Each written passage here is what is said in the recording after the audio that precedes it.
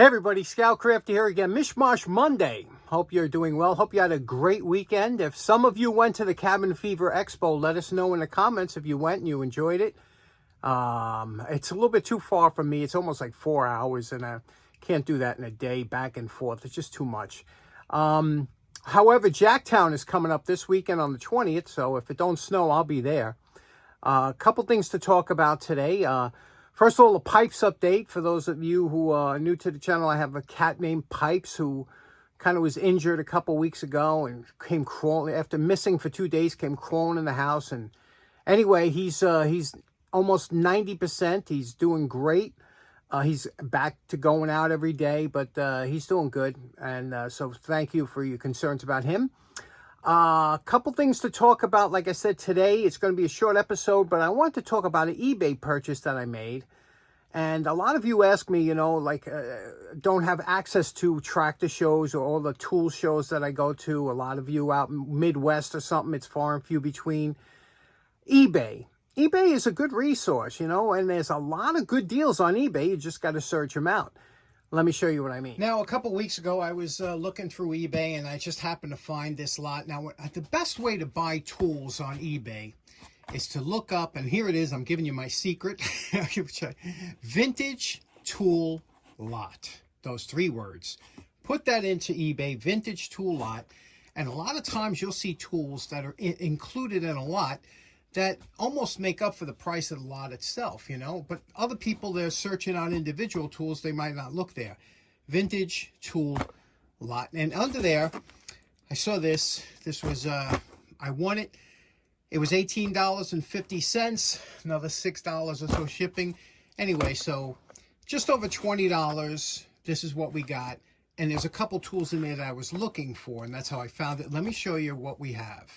Okay, so this is what my just over $20 tool haul looks like. And now, if you're not looking for any specific tools, you say, well, you know, that's a lot of money. But there are some decent tools here and some very interesting tools. And some, I bet you there's at least one here. You might not know what it is. And that's the fun of when you get lots like this. So let's go through.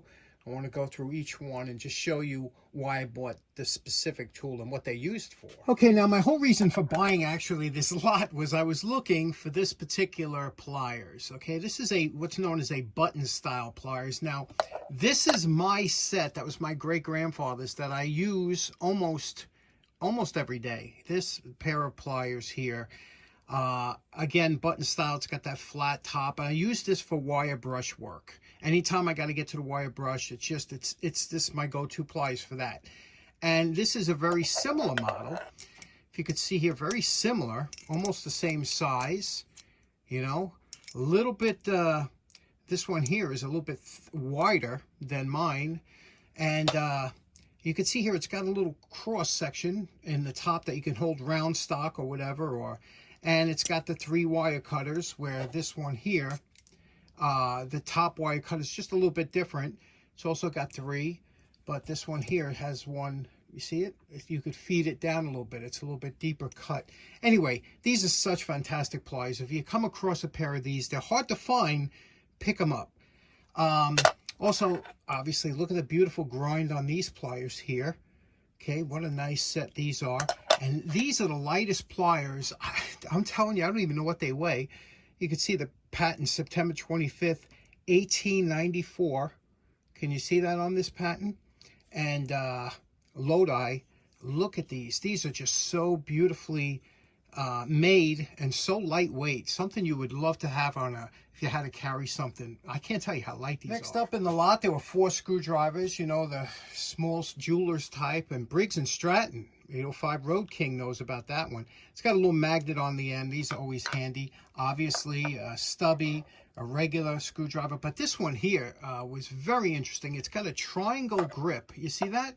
Which is very comfortable. I don't know why more screwdrivers didn't have a triangle grip. It's very comfortable in the hand. And it's got the square shank. It's got the ridges so it don't slip. Very nice screwdriver. I wonder who made it for Popular Mechanics. You can see here, sometimes this number corresponds with a different manufacturer. You know, that 30772 sometimes will correspond with a different method, but really nice, well-made screwdriver. Next up, got a folding hex key. Let me clean this up real quick. Okay, there we go, all cleaned up. We've all seen these before. We take them for granted. They're fantastic tools. It's a folding Allen key set. And you can see here, this is the Fold Uni key, number 71. It's made by Eklund in Chicago. And these things are really well made. You could take them apart to replace a key if they get worn or whatever the case may be. But if you come with the problem with a lot of these is because they're high carbon steel, they tend to rust. So you have to occasionally wipe them down. You don't keep them in a high moisture environment. We all have them in our toolboxes and whatnot. And if you do like I do, clean it up like I just did, and then wipe it down with mineral oil. Once you have it wiped down with mineral oil, you could store it and it'll last much longer without rusting. Next up, there was two, this is a feeler gauge here. You can see it's got 4 feeler gauges or more. I don't know how many. Yeah, 5 maybe, 5 common feeler gauges. Now, if you've never used these before, I'll show you how you can use them. Usually they were used for sometimes finding out the space between something like spark plugs or whatever. What a lot of people don't realize is that you could stack these. So in other words, you have, this is, and they're stamped on here, that's 2 1/1000ths of an inch. This is 1 1/1000th. You could stack this together and make a 3 1/1000ths. This one here is up to 15. This one here is 5, 10. So you could stack all of them together, would be 36 thousandths of an inch. However, over here, this one here is another, this is a spark plug feeler gauge meant for adjusting the gap in your spark plugs. And this is the wire type. They have 2 types. Usually you have the blade type like this or the wire type. People have different preferences. One thing that you should know, just because you see something like this and it says a number doesn't mean it's accurate, and I'll show you what I mean. Here is a dial caliper, and you can see here, this has been certified. I checked it against some, what they call standards to make sure this is in, and it is. So let me show you what I mean. This is 15 thousandths of an inch, this one here, right? I'll put it here, I'll close it up, and you can see we have 15 thousandths of an inch, okay? Same thing if I go to here. This one here is 4 thousandths. I'll put this in here, I'll squeeze it down, and you see we got 4 thousandths of an inch. You see that? Now, let me show you something here which is interesting. These wire gauges, this one here says 32 thousandths, that's 32 thousandths of an inch. When I close it up here, I get 30.5 thousandths. You see? Just maybe 31. So you say, okay, that's 1 thousandths off, okay? Here's 35. Let's see what this one is. This one's reading at 31.5. That's 4 thousandths off that 35. And you check it in different spots. I'm at 31 right across the board. That's 4 thousandths off. And you say, well, you know, and look, let me tell you something. With spark plugs, most cars you won't notice a 4,000 difference. But this is something, if you're going for accuracy, you got to check these things. This one says 40. Okay, this one's on the mark. See, it says 40. That one's on the mark. 25. This one's close, half a thou out. So this is what I mean. This is, we take it for granted because you think, okay, you know, this is, you don't know. It could be worn. Maybe this was used so much it wore it off. I doubt it. I think it's just, that's the way it is, you know. And now it's a made in USA one. It's a good quality, but you see what I mean? You got to check it and you got to know these things. That's why it's always good to never trust stuff that you see. Never trust anything. It's always good to write on there, not accurate or something, you know. In other words, you'll know if you use this to check it before you make any real accurate. So I always mark it on there. Next up, not all of you will know what these tools are, but a lot of you do. And congratulations if you do. What these are Schrader valve tools. Okay, now a Schrader valve is a valve that we're most familiar with that's attached to your tire that adds or takes out air from your tire. The valve itself is usually encased in rubber, but it can also be encased in metal. And inside that casing is the actual valve. Looks like this. Now that valve, to take it out, that's what this tool is for. This is the Schrader valve removal tool up here. This one here threads around the outside of the casing, and you could pull it either through the hole of the rim, or you could make sure that it's if the casing's a little bit out, the threading is screwed up, this will fix the threading. This one here cleans out the inside of the valve, and this one here rethreads the inside of the threading. So very interesting. They're great tools to have, and until you need them, you don't even know what they are, but they're good to have. Next up, got some ignition wrenches. I'll be honest with you, I think in my entire life I used ignition wrenches 3 times for things that weren't ignition related. This one looks almost like a spoke wrench here, that little top one. But anybody else use ignition wrenches on a normal basis? It's kind of a weird tool, right? But I remember my dad had them in a Craftsman. They came in a vinyl pouch, and they sat in his toolbox. I've never seen him use it. Next up, got a beautiful pair of tweezers. Now, until you've had need for a really good pair of tweezers, you don't realize how good, especially if you got to remove a splinter or something like that, to have a sharp tip that comes together like that. This is absolutely phenomenal. And I bought a pair. I spent a lot of money to get a good pair on Amazon, but they're not as good as this. This is one of the best I've ever seen. And you can see here it says MM USA. I don't know who makes it or whatever, but what a beautiful pair of tweezers these are. Next up, I'll be honest with you, I've never seen this tool before. And you know what this, obviously, it looks like a flat-bladed screwdriver that was bent over, and it looks like a Phillips screwdriver that was bent or something. And what it is, it's an offset screwdriver. Can you see that? Which makes sense now, obviously for flat blades only. But you would take it here and you would put it in. And a very interesting tool, well made. You can see it's got a serial number on it. Well made. I just never seen one before. Not like this. Next up is a tool I've never seen before. I even tried looking it up. I can't find it. I could find the tool. I just can't find how it's used. It's from the V-Locks Rivet and Tool Corporation. And they were out of Jamaica Avenue, Brooklyn, New York. The model number is VL3, patent pending. And you can see here, it's got it looks like it's meant for a certain size hex head, okay? And the way this works, it's meant for tightening, because if you notice, it'll tighten, and then this is how you engage and disengage the ratchet. There's no tighten and loosen. It's only meant for like tightening. So I don't know, an installation tool or something like that. Anybody ever use one? Let us know in the comments. Okay, next up, this is where it gets exciting. Whenever sometimes you find something that's a little bit more valuable than the lot you actually purchased. And this is the case here. Now, what you see here is, we just spoke about this. These are center punches meant for you if you're trying to center a hole, get the hole in the center of like a hinge plate, or any kind of hole that you need to punch into the center. They come in different shapes and styles, but this is the common one you'll see. This one here you could see is made, let me see where it says where it's made. It's made in Japan, okay? Okay, here, can you see it?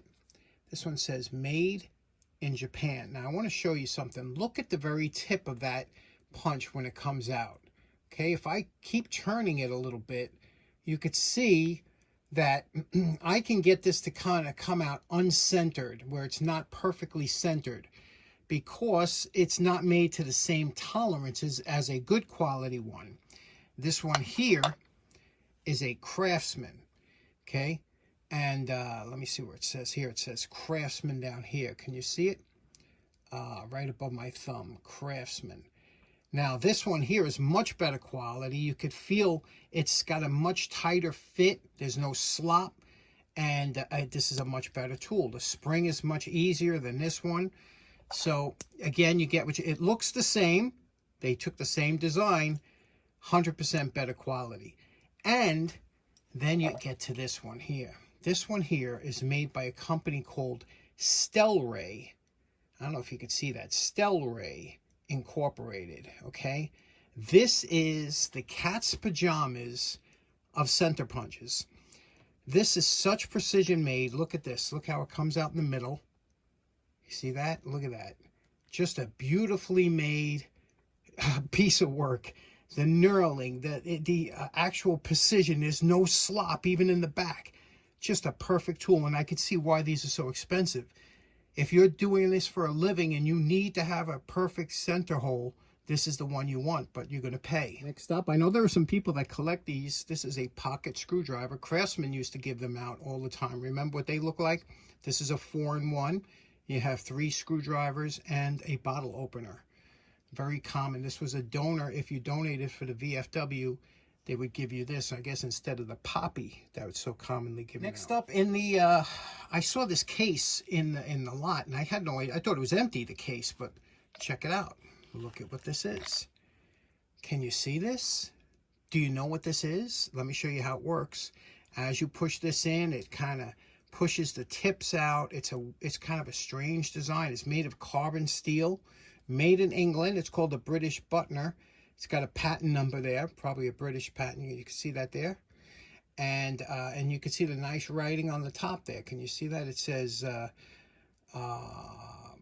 GT Britain hardened steel. I can't really make it out. You'd have to see it when you get it. But you know what this is? Pretty interesting. It's a pipe cleaner for a smoking pipe, okay? So you put this into the pipe like this. It would adjust to the walls of the pipe to scrape out the charred tobacco, whatever, and that's a pipe cleaner.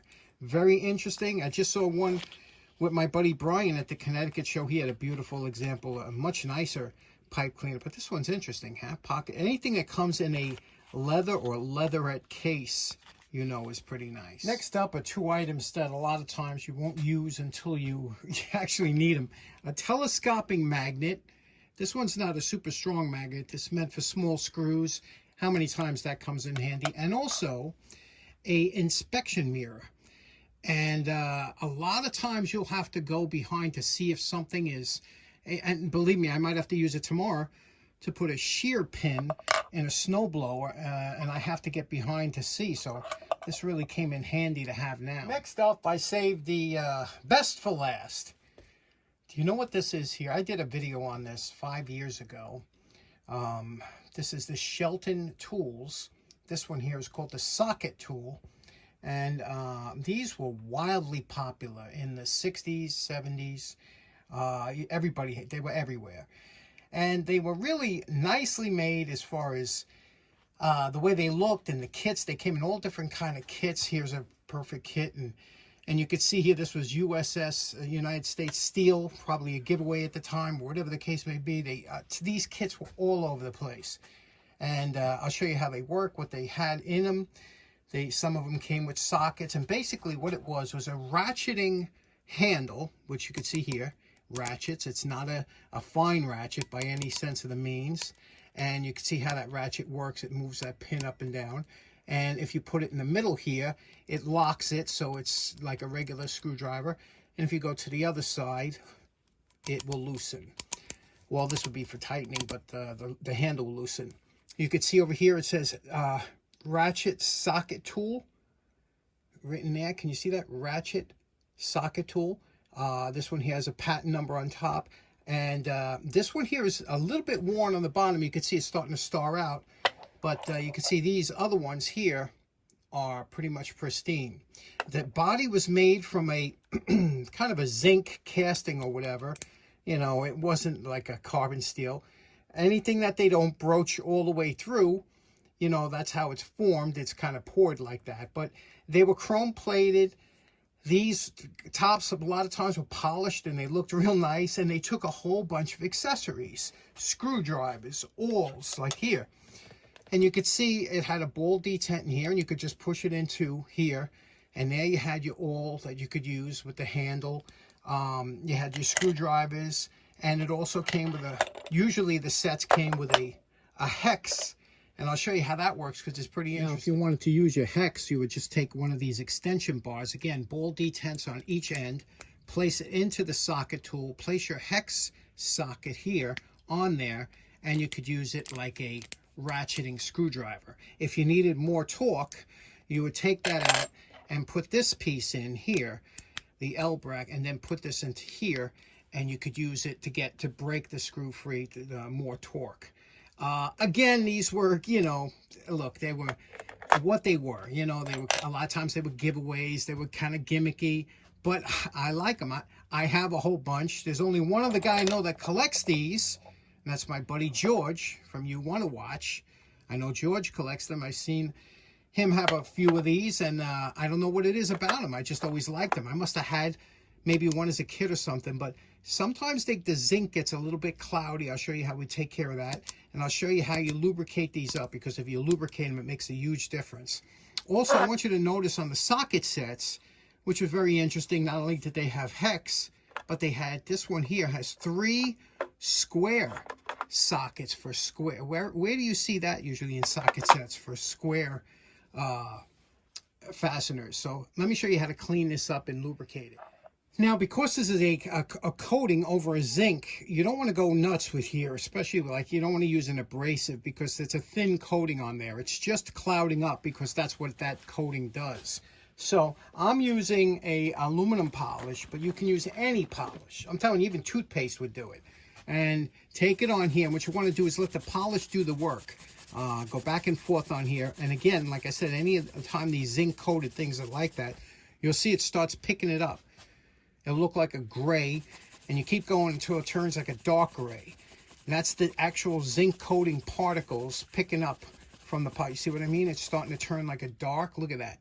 And that's okay. You don't keep turning the ray. Let those little particles actually help polish it.